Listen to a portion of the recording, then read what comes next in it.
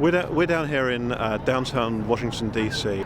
Ordinary Americans on Main Street, USA are going to pay a huge price if the cap and trade scheme goes through. Both, ordinary families paying more for their electricity, paying more for everything as it pushes up prices across the board, particularly electricity. So it's going to particularly hit ordinary families more than the wealthy. So it's going to hit ordinary families on Main Street. It's also going to hit businesses. It's going to hit manufacturing firms and put so many people out of work by adding as much as a fifth to the cost of energy for these firms, which is a big part of their costs.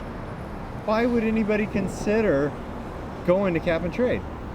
I think that people have been pushing cap and trade because it's the way of taking action on emissions which satisfies the most special interests. But the reality is a lot of special interests will get rich off this. Ordinary people are going to pay a heavy price. Like the whole global warming and all that, how does that play into this? I mean, people do want to take action on global warming, but cap and trade just isn't the way to do it.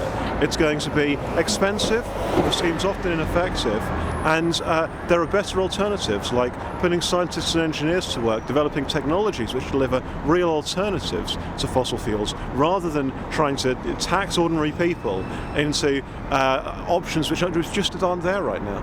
And just briefly, how do you know this to be true? I've been studying this issue for several years. You can look at what's happened in Europe, where the scheme has been enormously expensive for ordinary people, and it's failed to establish that stable carbon price which it's supposed to use to affect behaviour, to affect investments. So the scheme has been a very expensive failure for ordinary people in Europe, and that's the big lesson which Americans should be learning. How much does it cost them? It's cost Europeans around $125 billion in the past few years it's been running, and that's before the scheme has really got underway, when those costs are widely expected to mushroom in the years to come. The first phase of the European Union's cap and trade, this emissions trading scheme, was such a failure that they later started to try and tell people that it was just a trial run.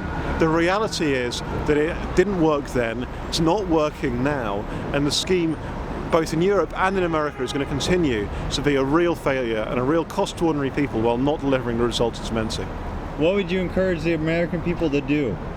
The Americans should make it very clear to their senators, to their congressmen, that the cap and trade in Europe has been an expensive failure, and the last thing America should be doing is repeating that bad example.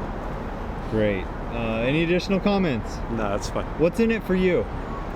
I don't want to see America making the same mistakes. I love this country, and we all know that its economy is so important to world economic growth and to the world's prosperity. And the last thing I want to see is for the American economy to be hobbled by this kind of legislation, this kind of regulation.